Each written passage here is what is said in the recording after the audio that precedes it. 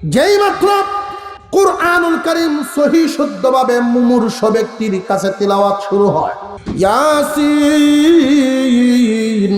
ওয়াল কুরআনিল হাকীম, এই মুহূর্তে চাপ হালকা করো। সূরা ইয়াসিনের তিলাওয়াত তোমাদের কানে পৌঁছে নেই কি? একজন ফেরেশতা নিয়োজিত করা আছে, এই রূহটা বাহির করে তার হাতে নিয়ে মুদ্রার কাছেই বসিয়া থাকে। কে কে আসা যাওয়া করে, কে কি করে সব দেখতে থাকে, সব দেখতে থাকে, কিন্তু কথা বলার সুযোগ নেই, কথা বলার যোগ্যতা তার নেই। যখন জানাজার নামাজ পড়ানো হয়, গোসলের কাজ করানো হয়, কবরে যখন নামানো হয়, সব কিন্তু এই রূহ দেখতে থাকে। ফেরেশতার হাতে জিম্মি আছে, ফেরেশতার মুষ্টির ভিতরে আছে। কে কে আসা যাওয়া করে, কে কি করে সব দেখতে থাকে, সব দেখতে থাকে, কিন্তু কথা বলার সুযোগ নেই, কথা বলার যোগ্যতা তার নেই। যখন জানাজার নামাজ পড়ানো হয়, গোসলের কাজ করানো হয়, কবরে যখন নামানো হয়, সব কিন্তু এই রূহ দেখতে থাকে। ফেরেশতার হাতে জিম্মি আছে, ফেরেশতার মুষ্টির ভিতরে আছে। আল্লাহ পাক রব্বুল আলামিন ব্যবস্থা রাখছেন। রে বান্দা, কার জন্য কি করলা? একটু দেখিয়া যাও, একটু দেখিয়া যাও, কার জন্য কি করলা। মুর্দার লাশটা পর্যন্ত নিজের মানুষে দোয়াইতে পারে না, পরের মানুষে দোয়ানি লাগে। বাবার গোসলটা কেমনে দেওয়া লাগবে, এই প্রশিক্ষণটাও পর্যন্ত বাবায় দেয় নাই। অথচ দুনিয়ার সমস্ত শিক্ষায় শিক্ষিত করেছে, বাবা মা বাবা আর জানাজা দাফন কাফন কেমনে করবো এটা জানে না। যখন কবরে নেওয়া হয়, কবরের দিকে নিবে, এই লাশটা এক জায়গায় রেখে জানাজা পড়ানোর জন্য যখন তৈরি হয়, এই রূহটা খুব আকাঙ্ক্ষা করতে থাকে, হায় রে আমার সন্তান যদি জানাজা পড়ায়া দিতে পারতো, সন্তানে যদি জানাজার নামাজ পড়ায়া দিতে পারতো। আল্লাহ পাকের পক্ষ থেকে জানানো হবে, এই শিক্ষা কি তুমি দিছিলা নাকি? তোমার সন্তান জানাজার নামাজ পড়ায়া দিবে, এই শিক্ষা তুমি দিছিলা নাকি? ছোট মানুষ, এই ছোট বাচ্চাটা নিজের চয়েস পেশ করতে পারবে না, নিজের পছন্দ পেশ করতে পারবে না। তুমি আমি গার্জিয়ান হিসাবে সন্তানকে যে দিকে নিব, ও সন্তানও সেই দিকেই যাবে। এই জন্য প্রথমেই ছেলে হোক আর মেয়ে হোক, তাদেরকে নুরানি শিক্ষা দিয়া এরপরে অন্য লাইনে নিবেন। দিনী লাইনে, দুনিয়ার লাইনে যেদিকে মন চায় সেদিকেই নেন, অসুবিধার কোনো কারণ নাই। কিন্তু নুরানি পর্যন্ত যদি আপনার সন্তানটাকে না পড়ান, সন্তানের অসুবিধার কারণ আছে, এই সন্তানের মারাত্মক ক্ষতি করিয়া দিলেন। দুনিয়া শিখাইলেন, কিন্তু আখিরাত আপনি শিখাইলেন না। জানাজার নামাজ যদি কোনো সন্তান পড়ায়া দিতে পারে, ছেলের আমল ভালো থাকে, সন্তানের আমল ভালো থাকে, সেই অনুযায়ী জানাজার নামাজ পড়ায়া দিল। আর যদি আলেম হাফেজ মুফতি হয়, তাহলে তো আর কথাই নেই। জানাজার নামাজ যখন দাঁড়ায়, সন্তান মা বাবার লাশ সামনে নিয়ে যখন দাঁড়ায় যায়, লক্ষ্য করে দেখবেন অন্যান্য মানুষের জানাজা পড়ানো আর নিজের সন্তানের পড়ানোর মধ্যে বেশ কম আছে। নিজের সন্তান মা বাবার লাশটা সামনে নিয়ে যখন দাঁড়ায় যায়, তার ভিতরে একটা অনুভূতি আইসা যায়। তখন ওই কথাগুলো স্মরণ হইতে থাকে, আমার আব্বা আমাকে মানুষ করার জন্য কি না করেছেন, কত পরিশ্রম করেছেন, আমার বাবা আমার জন্য কত কষ্ট করেছেন। বাজার থেকে মজাই না যদি দেখতেন ঘুমায়া গেছি, ঘুম থেকে জাগায়া তারপরে খাওয়ায়া ঘুম পড়াইতেন। আমার মাও তো কষ্ট কম করেন নাই। কলিজার টুকরা সন্তানকে মাদ্রাসায় পাঠানোর সময় বাবাই যদি দিতেন 1000, মা আবার লুকায়া লুকায়া দিয়া দিতেন আরো 2-400। এই দৃশ্যগুলো যখন সন্তানের স্মরণ হতে থাকে, লাশ সামনে নিয়া চোখের পানি অটোমেটিক বাহির হইতে থাকে। আল্লাহ জিজ্ঞাসা করেন, ফেরেশতারা রে, লাশ সামনে নিয়া ইমাম কেন কান্দে? আয় আল্লাহ, ইমাম এই জন্য কান্দে, ইমামের সাথে এই মুদ্রার রক্তের সম্পর্ক আছে। পাক রব্বুল আলামিন বলেন, রক্তের যদি সম্পর্ক হয়ে যায়, আমি আল্লাহ তার উসিলায় 80 বছরের গুনাহ মাফ করে দিলাম। লাভ হইছে না হইছে না? কিয়ামতের কঠিন ময়দানের হালত দেখেন, কিয়ামতের কঠিন ময়দানের হালত। এটা শুধু ইহকাল পর্যন্তটা কইলাম। ইহকালে সন্তানকে যদি একমুখী শিক্ষা দেওয়া হয়, দ্বিমুখী না দেওয়া হয়, একমুখী দিলে তোমার লাভ তো হবেই না, ক্ষতি হওয়ার আশঙ্কা আছে। একমুখী শিক্ষা শিক্ষিত বেশিরভাগ মানুষগুলো দুনিয়াদার হইয়া এতটাই পাগল হয়ে যায়, পুরা দুনিয়া তার মাথার উপরে উঠিয়া যায়। পেরেশানি আর পেরেশানি, পেরেশানি আর পেরেশানি। দিনী শিক্ষা ভিতরে না থাকলে, একমুখী শিক্ষার কারণে মানুষগুলো অনেক সময় অমানুষে পরিণত হয়। আমি একটা জরিপ আপনাদের সামনে পেশ করি। গাজীপুরের একজন মানুষ, আমার অত্যন্ত মহব্বতের মানুষ, এই লোকটা একদিন পেশ করলেন, হুজুর, সরকারি বড় একজন অফিসারের সাথে আমি সফর করলাম বৃদ্ধাশ্রমগুলোতে গিয়া উনি জিজ্ঞাসা করেছেন, আপনারা এখানে যারা আছেন মুরব্বীগণ, আসেননি কেউ কোনো আলেমের মা বাপ, কোনো হাফেজের আব্বা আম্মা আছেন? থাকলে হাত উঠান। কোনো মানুষ হাত উঠায় নাই, কেউ নাই। ওইখানে আছে কারা? বৃদ্ধাশ্রমগুলোতে আছে কারা? যে সমস্ত মানুষ কুরআন হাদিস তো পড়াই নাই, বরং বাংলাদেশে তাইকা আমেরিকার স্বপ্ন দেখত, অতিরিক্ত উচ্চবিলাসী স্বপ্ন দেখিয়া আমরা নিজেদের সংস্কৃতি পর্যন্ত বলিয়া যাই। ইহুদি খ্রিস্টানদের সংস্কৃতি বাচ্চাদের মধ্যে আনিয়া ডাউনলোড করতে থাকি, এদের মধ্যে দিতে থাকি। পড়াশোনা করাইছ এক লাইনে, শিক্ষা আদর্শ দিয়েছ এক লাইনে, ফল বুক করবা কি আর এক লাইনে, যেটা শিখাইছ ওইটাই ভাইবা। একমুখী পড়াশোনা। একবার গ্রাম্য মাথাব্বর মানুষ, পড়াশোনা সামান্য কিছু করছে, পাঠশালা বাল্য শিক্ষা বই পড়ছে। মুরব্বী মানুষ হইলে কি বড়া বুদ্ধি খুব সাংঘাতিক, গ্রাম্য মানুষ হইলেও মেধা শক্তি খুব। দেখবেন এরকম অনেক মাতাব্বর, অনেক বুঝদার লোক আছে, পড়াশোনা খুব বেশি না, কিন্তু বুঝুইয়া খুব বিরাট। মনে আছে না? নাই বেড়ারা একদিন নিচে কোর্ট এক মামলার সাক্ষী বানায়া, তো উকিল সাহেবে চিন্তা করতেছে, যদি আমি তারে দুর্বল করতে পারি, সাক্ষী যদি দুর্বল করতে পারি, তো মামলা দুর্বল। সাক্ষী দুর্বল হইলে মামলাও দুর্বল।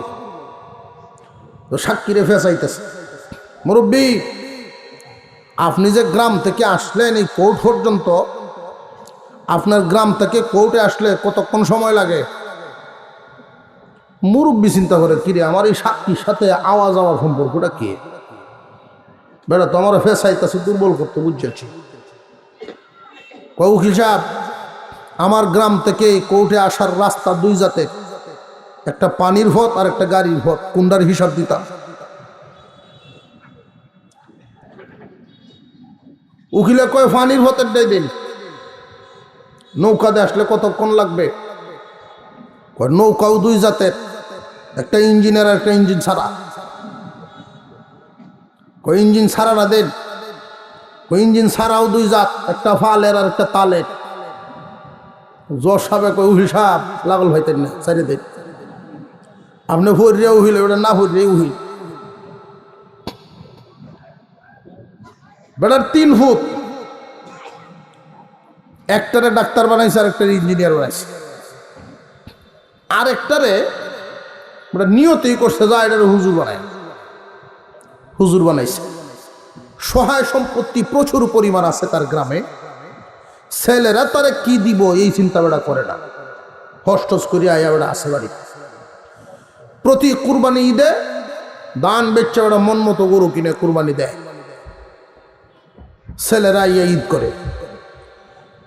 বাকি দুইজন যে জেনারেল শিক্ষায়, একমুখী শিক্ষায় শিক্ষিত হয়েছিল, এটি নমাজ কালাম তো হরেই না, হেরার স্টাইল লইয়া হেরা আছে। আর হাজি সাহেব মানুষ হেরে কি ভরাইলাম, এটি কিন্তু জানতে এটি ব্যক্তি জানোয়ার হয়ে আসছে চলাফেরা দেখলেই।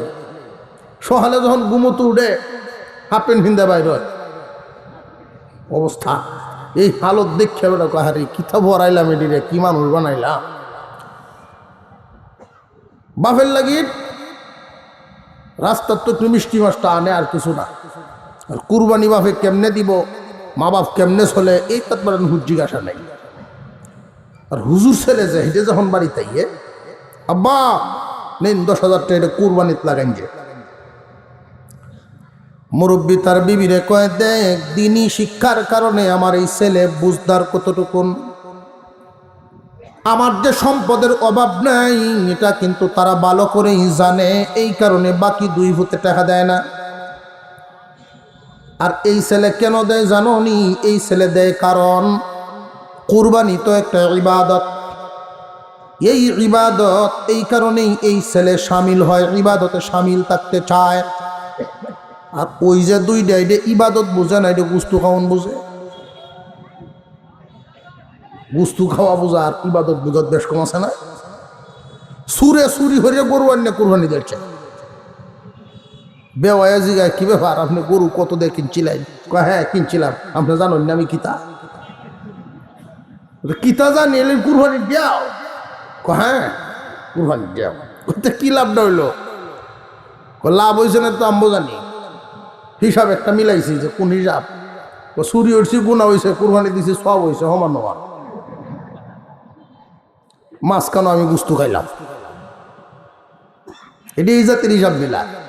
একমুখী শিক্ষা ব্যবস্থায় দ্বীনি ইলমের নূর ভিতরে না থাকলে, নবীজির কথা ইলমে দ্বীনের শিক্ষা কোরআনের নূর যদি ভিতরে না থাকে, শয়তান তারে এমন দুকাত ফেলাইব, দুনিয়া তার উপরে তুলে দিব, দুনিয়া উপরে উঠব। তিনোটা গেছে শহর ইটিত করিয়া, হাজি সাহেব নিয়ত করছে দেখি আই গিয়া হালত কেলা কোন হালতে আছে একটু দেখি আই, ওটা বেড়াইব। ছাতি লাডি লইয়া গেল শহর, হইলাই গেছে ইঞ্জিনিয়ারের বাড়ি।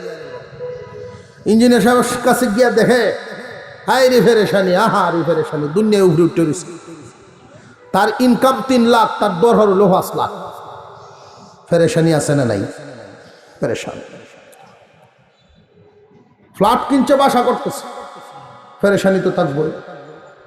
গেছে ডাক্তারের যা, তোর দুনিয়া লয়ে তুই থাক বাবা, আমি আমার ডাক্তার হুতরের যাই। হ্যাঁ মনে হয় ডাক্তার মানুষ, রুগী চিকিৎসা সেবা করে, এর মনে দয়া মায়া খুব বেশি আছে, অত দুনিয়ার ভাগল না মনে হয়, আমি হেনো যাই।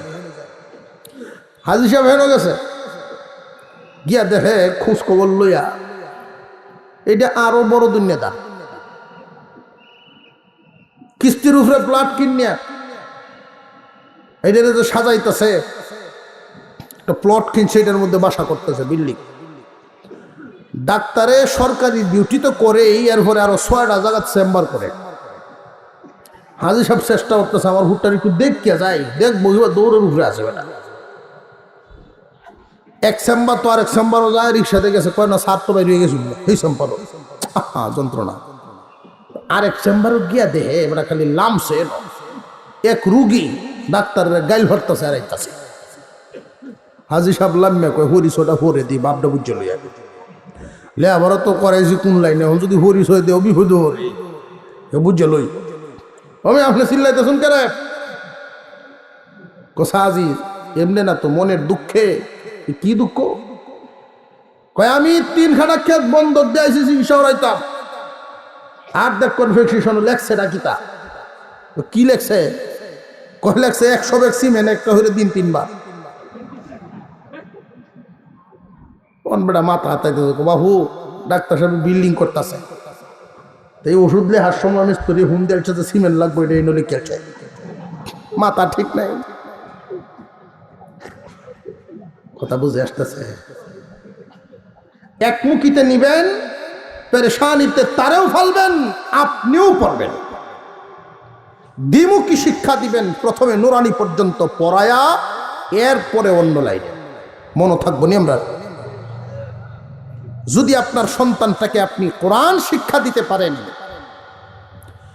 কিয়ামতের কঠিন ময়দান যখন শুরু হয়ে যাবে, আল্লাহ পাক রব্বুল আলামিন এক পর্যায়ে ডাক দিবেন, রে লৌহে মাহফুজ, আমার কালাম না তোমার কাছে ছিল, আমার কালাম কই?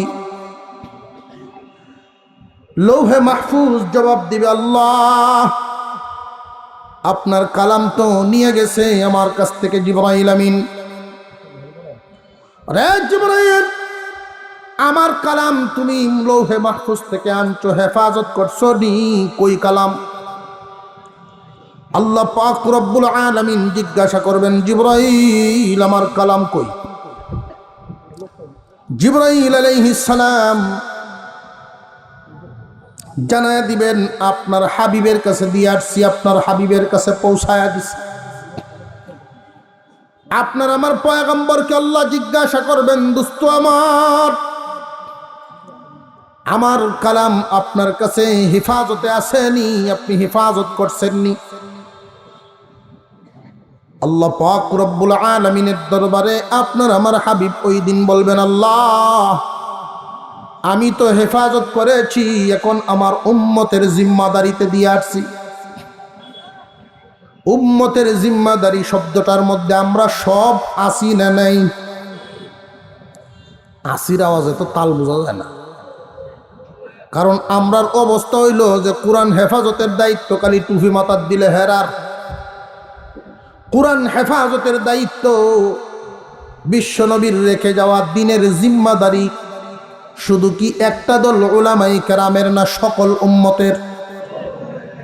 সমস্ত উম্মতের এই জিম্মাদারি পালন করতে হবে। আল্লাহর পয়গম্বর বলবেন, আপনার কালামকে আমি আমার উম্মতের জিম্মাদারিতে দিয়ে আসছি, তাদের জীবন থাকতে একটা আয়াতের অবমাননা সহ্য করবে না।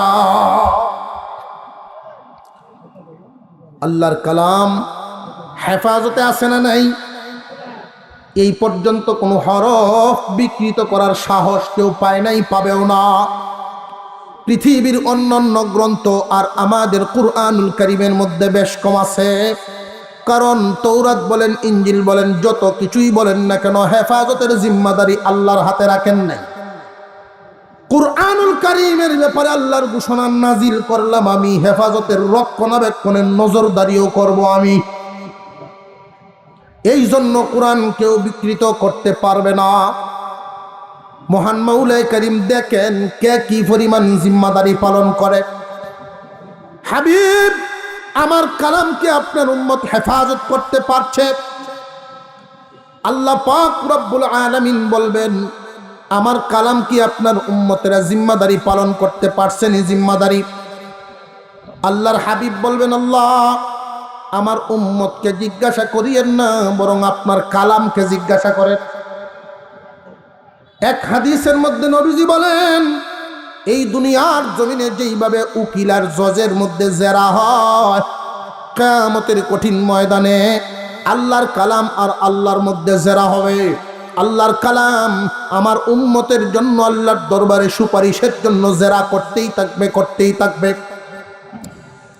মহান মাওলাই কারীম কালামকে ডাক দিয়ে কুরআনুল কারীমকে জিজ্ঞাসা করবে, আমার হাবিবের উম্মত তোমাদের জিম্মাদারি, তোমার জিম্মাদারি কি পরিমাণ পালন করেছে? তোমার হেফাজত তারা কেমনে করছে? আল্লাহর কালাম তখন বলতে থাকবে, আল্লাহ আমার জিম্মাদারি, আমার হেফাজতের দায়িত্ব পালন করার জন্য একদল মানুষ নিজের কলিজার টুকরা সন্তানটাকে, 7 বছর বয়সের বাচ্চা, যেই বাচ্চাটা আম্মার সাথে ঘুমানোর কথা, ওই বাচ্চাটাকে কোরআন হেফাজত করানোর জন্য মাদ্রাসার ফ্লোরে শোয়ায় রাখে।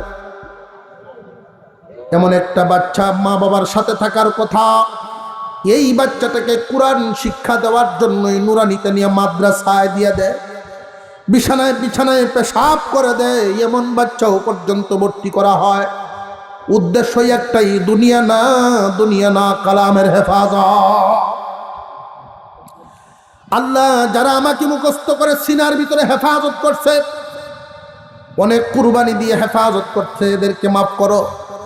আল্লাহ ঘোষণা দিবেন, এই হাফেজে কোরআনদেরকে তো মাফ করলামই, বরং এক একজন হাফেজ 10 জন জাহান্নামীর জন্য সুপারিশ করবে, তাও গ্রহণ করব। আলেমুল আমাদেরকে, হাফেজ আলেমদেরকে মাফের ঘোষণা হয়ে যাবে।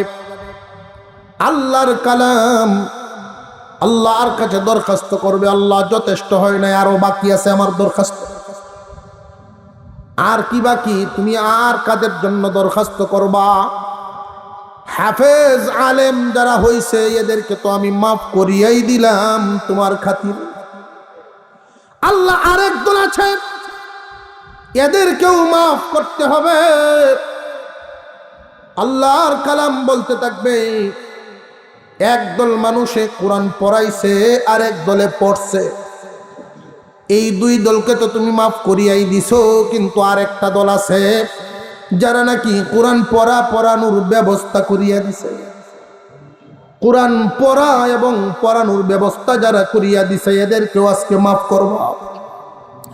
এই মানুষগুলোর মধ্যে এমন মানুষ আছেন, বাবার রেখে যাওয়া সম্পদ ইচ্ছা করলে জমি চাষাবাদ করতে পারতো, ইচ্ছা করলে বাগান বানাতে পারতো, কিন্তু এই দুনিয়ার মায়া ছেড়ে দিয়া আমি কালামের হেফাজতের ঘর মাদ্রাসা বানানোর জন্য জায়গাটা পর্যন্ত তোমার রাস্তায় দান করে দিছে। এমন মানুষ আছে না নাই? ওই দিন আল্লাহর কালাম এদের জন্য সুপারিশ করবে, আল্লাহ পাক রব্বুল আলামিন মঞ্জুর করে দিবেন।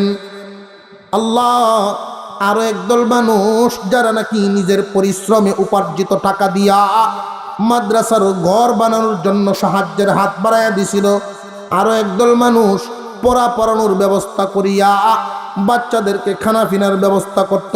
রক্তের কোনো সম্পর্ক নাই, আত্মীয়তারও কোনো সম্পর্ক নাই, এরপরেও তালিবে ইলমদেরকে কোরআন হেফাজত করার জন্য খানা খাওয়াইতো। আল্লাহ এদেরকেও তুমি মাফ করবা, অর্থ দিয়া সাহায্য করতো, এদেরকে মাফ করবা। এমনকি রাস্তা দিয়া যাওয়ার সময় মায়ার নজরে, মোহাব্বতের নজরে মাদ্রাসাকে দেখতো। জীবনে কোনোদিন মাদ্রাসার বিরোধিতা তো প্রশ্নই ওঠে না, সব সময় আলেমদের সাথে কথা দিয়া হোক, শ্রম দিয়া হোক, অর্থ দিয়া হোক, যে কোনোভাবে সাহায্য সহযোগিতা করিয়াছে, আল্লাহ তুমি এদের সবাইকে আজকে মাফ করবা। আল্লাহ পাক রব্বুল আলামিন বলবেন, ও আমার কালাম, এখন তো তুমি দল বড় করে ফেলছ, হাফেজ আলেমদেরকে মাফ করলাম, এখন তো তুমি সুপারিশ করেছ, দল বড় করে ফেলছ। এদের তো অনেক গুনাহ আছে, বড় বড় গুনাহ, এই গুনাহ ওই গুনাহ এই গুনাহ, আমি আল্লাহ এদেরকে কেমনে মাফ করি? আল্লাহর কালাম ওই দিন বলতে থাকবে, আল্লাহ যদি গো এদেরকে মাফ না করেন, আমি যে আপনার কালাম এটা অস্বীকার করেন। আল্লাহ পাক রব্বুল আলামিন বলবেন, অস্বীকার করার রাস্তা নাই, মঞ্জুর করে নিলাম। এই জন্য বিশ্বনবী বলেন, কুন আলিমান, জাহান্নাম থেকে বাঁচার জন্য আলেম হও, চিরস্থায়ী জাহান্নাম থেকে বেঁচে যাওয়ার জন্য হাফেজ আলেম হয়ে যাও। আও মুতাআল্লিমান, যদি তা না পারো তাহলে ছাত্র হও, আলেম উলামাদের ছাত্র হয়ে যাও, চিরস্থায়ী জাহান্নাম থেকে বাঁচবা। তাও যদি হইবার না পারো তাহলে ৩ নাম্বারটা নবীজি বলেন, আও মুস্তামিআন, আরেক বর্ণনায় এই জায়গায় আও মুহিব্বান, এই জায়গায় বর্ণনা করা হয় আও মুস্তামিআন, আরেক বর্ণনায় আও মুঈনান। মুস্তামিআনের অর্থ হলো আলেম উলামারা যা বলে তা শুনো এবং আমল করো, জাহান্নামের আগুন থেকে বাঁচতে পারবা। মুঈনানের অর্থ হলো আলেম উলামারা যেই কাজ করে এইগুলোর মধ্যে তোমরা যার যার যোগ্যতা অনুযায়ী সাহায্যের জন্য আগায়া যাও। এইগুলো যদি করতে না পারো, শেষ পর্যায়ে নবীজি বলেন, আমার উম্মত জাহান্নামের আগুন থেকে, চিরস্থায়ী জাহান্নাম থেকে বাঁচার জন্য আও মুহিব্বান, এই দলটারে তোমরা মনে প্রাণে ভালোবেসে যাইবা। ভালো যদি বাঁচতে পারো, কিয়ামতের দিন এর উসিলায় তুমি চিরস্থায়ী জাহান্নাম থেকে বাঁচতে পারবা। কারণ কি, যারা আলেমদেরকে ভালোবাসবে, মহান আল্লাহ এদেরকে ইমানের মত দিবে। যেই কথাগুলো আপনাদের সামনে পেশ করা আমার মূল উদ্দেশ্য ছিল, জুড়ে আওয়াজ দিয়ে আমরা বলবো, সন্তানাজি যার জয়টা আছে প্রত্যেকটারই প্রথমে নুরানি পড়ানো, এরপরে যে কোনো লাইনে নেবে। মুসলমান ইমানদার ভাইয়েরা আমার, এই জন্য গুরুত্ব দিয়ে এই কথাগুলো শুনে রাখবেন, মনে রাখবেন, আমল করবেন। আল্লাহর পয়গম্বর বলেন, সমস্ত মুসলমান নরনারীর উপরে ইলম হাসিল করা ফরজ।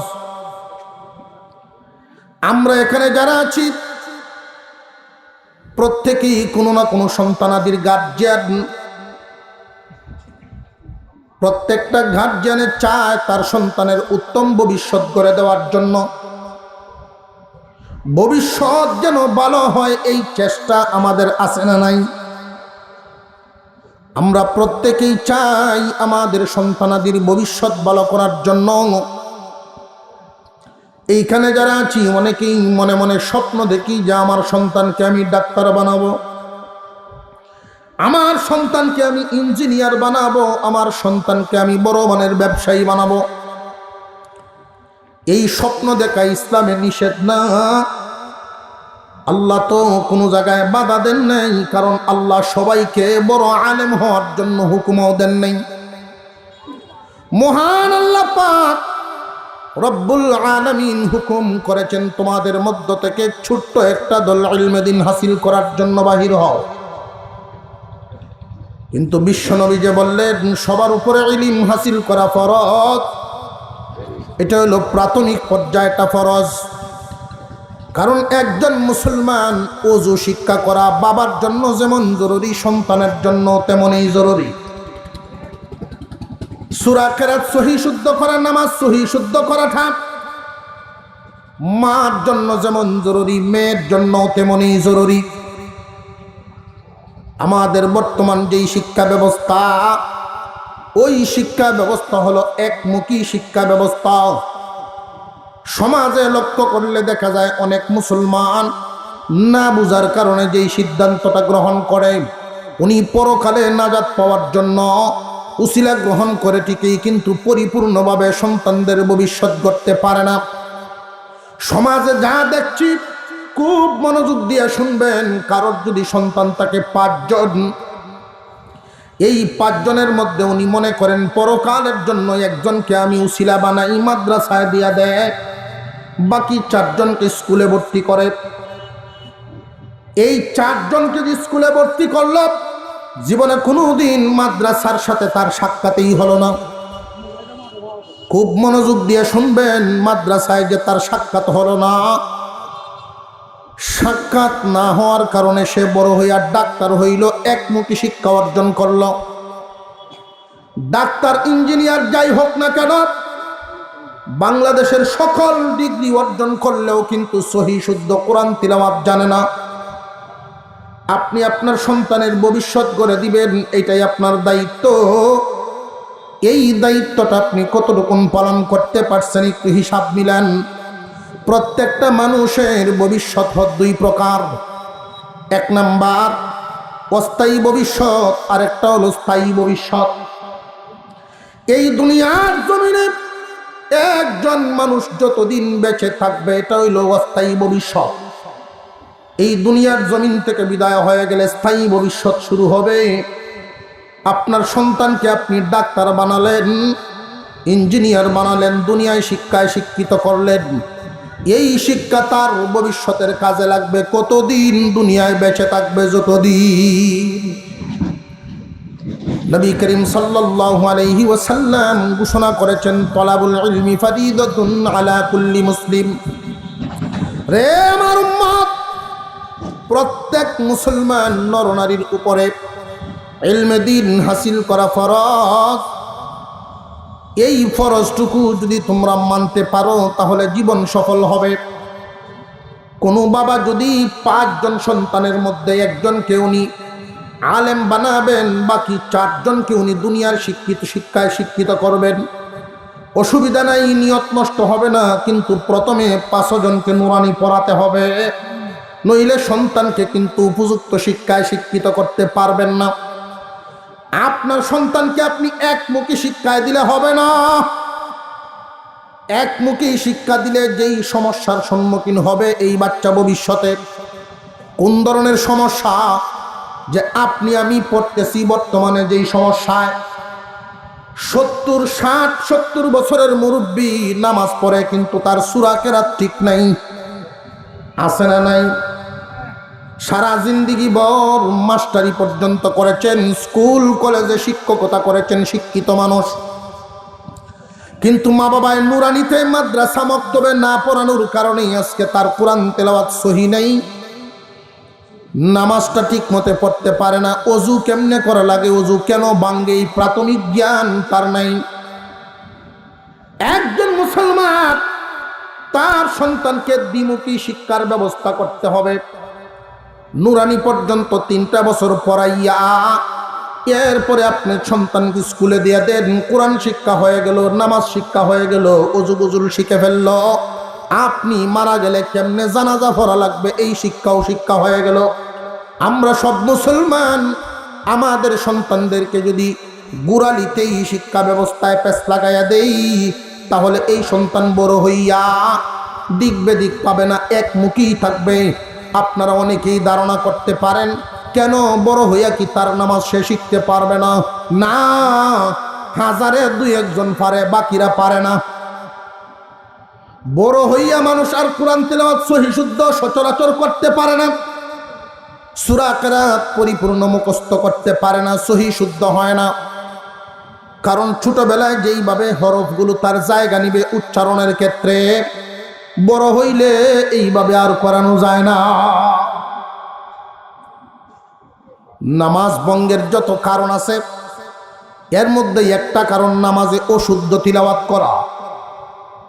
কেউ যদি নামাজে অশুদ্ধ তিলাওয়াত করে তার নামাজ ভঙ্গ হয়ে যায়।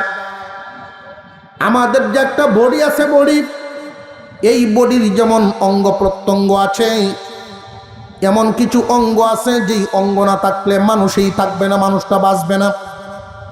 ঠিক তেমনি নামাজেরও অঙ্গ প্রত্যঙ্গ আছে, ফরজ, ওয়াজিব, সুন্নত, মুস্তাহাব নামাজের ভিতরে আছে না নাই? নামাজের ভিতরে এমন কিছু অঙ্গ আছে যেই অঙ্গ হানি হয়ে গেলে নামাজই নষ্ট। নামাজে যদি কেউ অশুদ্ধ তিলাওয়াত করে তাহলে তার নামাজ হবে না। আপনি হয়তো মনে মনে ভাবেন যে হুজুর আমরা চেষ্টা তো করতেছি, চেষ্টা করতেছেন, করার মতো করেন না, আর সময় থাকতে করেন নাই, এই কারণে এখন মনের মতো হচ্ছে না। বহু মানুষ কিয়ামতের কঠিন ময়দানে আল্লাহর সামনে আসামি হবে। বেনামাজি হওয়ার কারণে মানুষটা জাহান্নামে যাবে। অনেক মানুষ বলবে আল্লাহ 10 বছর 20 বছর পর্যন্ত নামাজ পড়লাম, এইগুলোর সব কোথায় গেল? আল্লাহ বলবেন নামাজই তো কবুল হয় নাই। যে নামাজ যে কবুল হয় নাই, পড়লাম তো, দুনিয়াতে পড়ছি তো, কবুল হয় নাই কেন? আল্লাহ পাক রব্বুল আলামিনের পক্ষ থেকে জানায়া দেওয়া হবে দুনিয়ার জমিনটা যে পরীক্ষার হল, তোমরা কি ঘোষণা শোনো নাই? এই দুনিয়ার জমিন হলো পরীক্ষার হল। পরীক্ষার হলে যদি কেউ শুদ্ধ লেখে তারে যেইভাবে অনুমতি দেওয়া হয় লেখা, কেউ যদি ভুল লেখে, অশুদ্ধ লেখে, তারেও বাধা দেওয়ার কোনো সুযোগ নাই, বাধা দেওয়ার কোনো ব্যবস্থা নাই। ভুল লেখলেও অনুমতি দিতে হবে না, হবে না। যদি ভুল লেখলে কেউ বাধা দেয় তাহলে পরীক্ষার হলের নিয়ম ভঙ্গ হইয়া যায়। ভুল লেখক আর শুদ্ধ লেখক পরীক্ষার হলে যেইভাবে অনুমতি দেওয়া আছে, ভুল যা লেখলো বুঝবে কোন দিন ফলাফল বাহির হবে, যেই দিন। ঠিক তেমনি একজন মানুষ নামাজ পড়তেছে, তার নামাজটা কি আল্লাহর কাছে কবুল হইল কিনা, সহি শুদ্ধ হইল কিনা, এটা বুঝবে কোন দিন? ফলাফল সামনে হাজির হইব যেই দিন। আমার আপনার কলিজার টুকরা সন্তানের উত্তম ভবিষ্যৎ তাদের নিয়ে স্বপ্ন দেখা অনেক ভালো, স্বপ্ন দেখা ভালো, কোনো বাধা নাই। আপনার সন্তানটাকে আপনি ডাক্তার বানাবেন, কোনো নিষেধ নাই, কিন্তু নুরানি পর্যন্ত পড়ায় নেওয়াটা এটা ফরজ, অবশ্যই পড়াতে হবে, নইলে সন্তানের ভবিষ্যৎ ক্ষণস্থায়ীটা গড়লেন, চিরস্থায়ীটা গড়লেন না। ক্ষণস্থায়ী ভবিষ্যৎ গড়বেন দুনিয়া শিক্ষার মাধ্যমে, আর চিরস্থায়ী ভবিষ্যৎটা তার গড়িয়া দিবেন নুরানি পড়ানোর মাধ্যমে। যদি প্রাথমিক পর্যায়ে তার ইসলামী শিক্ষাটা দিতে না পারেন, বড় হইয়া কিন্তু সে আর পারবে না। ও মুসলমান ভাইরা আমার, বহুত মানুষ দেখা গেছে একমুখী শিক্ষা ব্যবস্থা হাসিল করার কারণে নামাজের সময় হইছে কিন্তু নামাজে যায় না। কেন যায় না? মানুষটায় নামাজ না জানার কারণে। যদি আপনার সন্তানটাকে আপনি নুরানি পর্যন্ত পড়ায়া এরপরে স্কুলে নিয়ে যাইতেন, নামাজ জানা থাকতো, তাহলে কিন্তু আর অসুবিধা হইতো না। নামাজ জানা যেই ব্যক্তি জানে, জানায় কিন্তু তারে টানে। বুঝে আসতেছে আপনাদের? আপনারা তো জিমাইতেছেন, হানজাক তো ঘুমাই লইব। নামাজ জানলে একবার পড়ছে না, আর একবার হইলে পড়বো, আর যখন পড়বো সহি শুদ্ধ করেই। কথা বুঝে আসতেছে আপনাদের?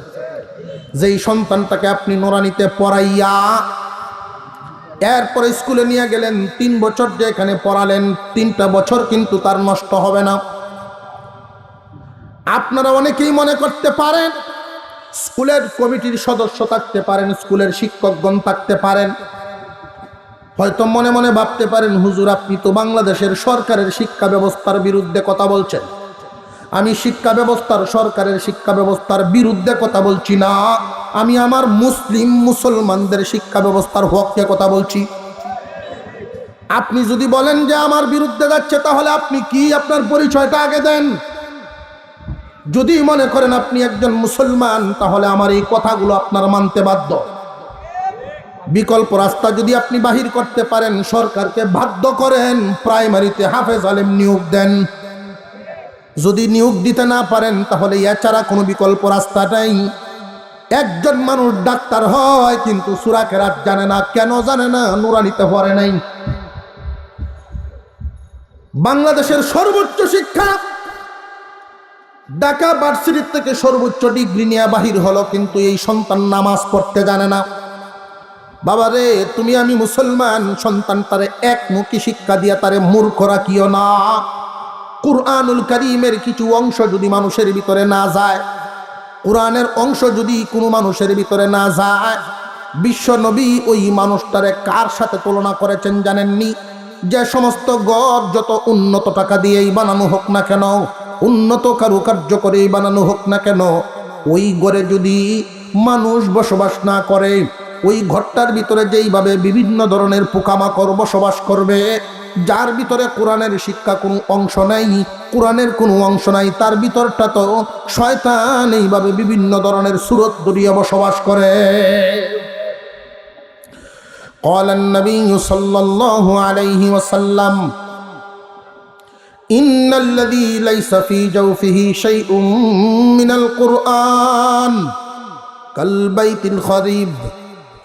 আপনার আমার পয়গম্বর বিশ্ব নবী রাহমাতুল লিল আলামিন বর্ণনা করেছেন, আমার মায়ার উম্মতেরা রে, কোরআনের অংশ যদি কারোর ভিতরে না থাকে, তার ভিতরে কোনো আলো নাই, শয়তান তার ভিতরে বসবাস করে। ওই মানুষটার সামনে বিভিন্ন ধরনের ধোঁকা, বিভিন্ন ধরনের অবস্থা তৈরি করবে সে শয়তান। যার ভিতরে কোরআনের অংশ থাকবে, ওই মানুষটার দেশে কেন বিদেশেও যদি যায় পড়াশোনা করার জন্য, সহজে তারে কেউ নাস্তিক বানাতে পারবে না। মুসলমান ইমানদার ভাইয়েরা আমার,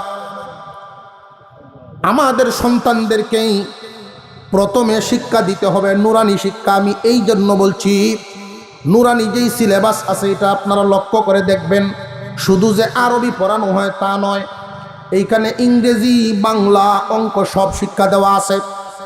মুসলমানের সন্তান ফাউন্ডেশন যেন সুন্দর করে গড়তে পারে, এই জন্য ওলামায়ে কেরাম এই শিক্ষা ব্যবস্থা চালু করেছেন।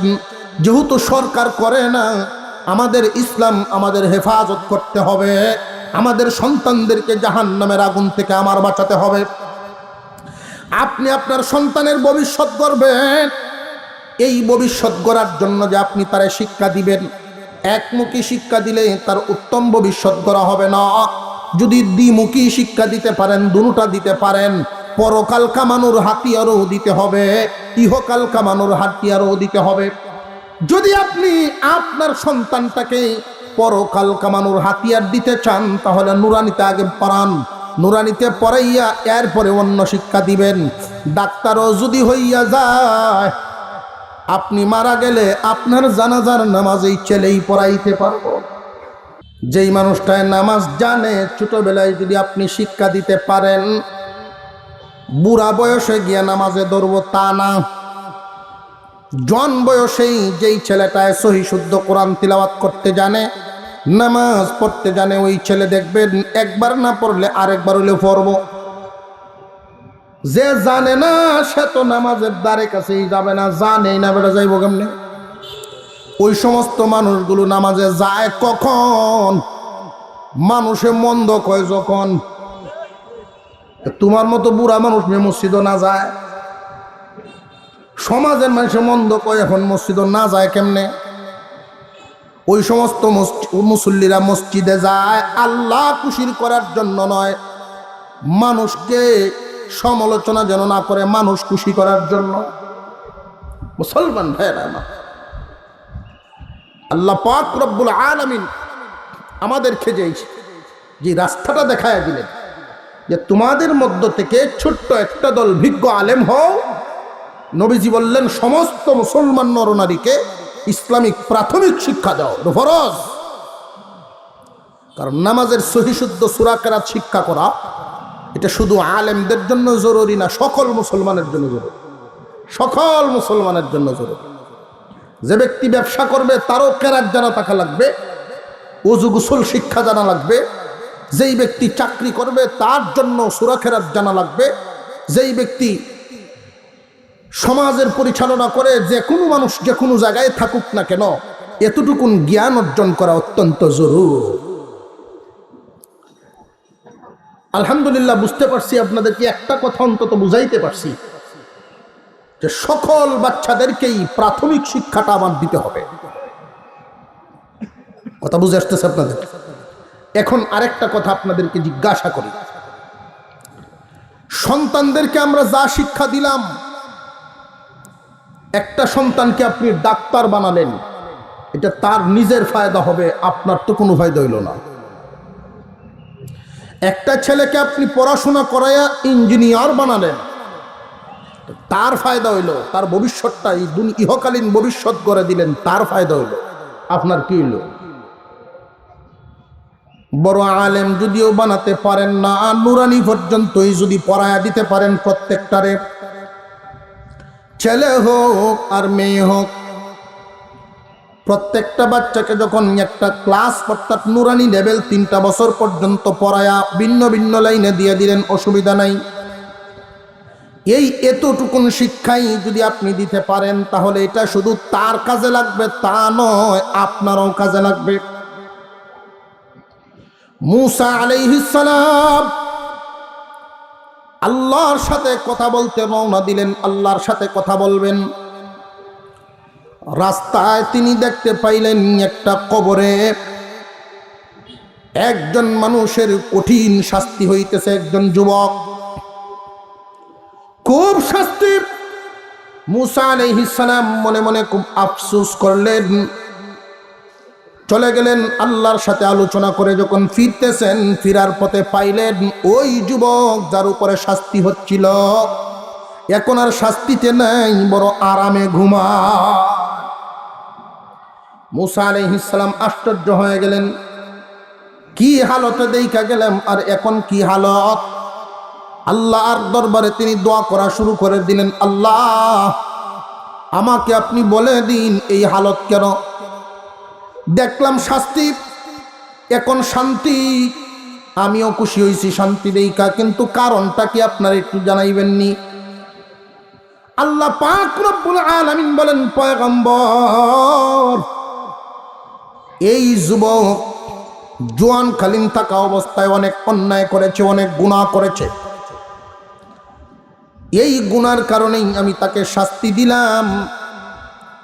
কিন্তু এখন শান্তি দেওয়ার কারণ হলো সে একটা কাজ করে আসছিল দুনিয়াতে, বিবাহ করেছিল, সন্তানাদি হবে, তার বিবির এই অবস্থায় সে অসুস্থ হয়ে গেছে।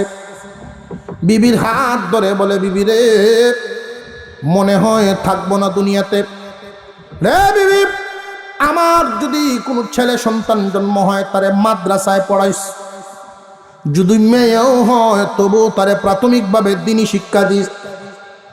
এই কথা বলে বিদায় হয়ে গেল ছেলে। আল্লাহ পাক রব্বুল আলামিন তার বিবির ঘরে ছেলে সন্তান দিলেন। লালন পালন করতে করতে যখন পড়ার সময় হয়ে গেছে, তারে নিয়ে মাদ্রাসায় ভর্তি করেছে।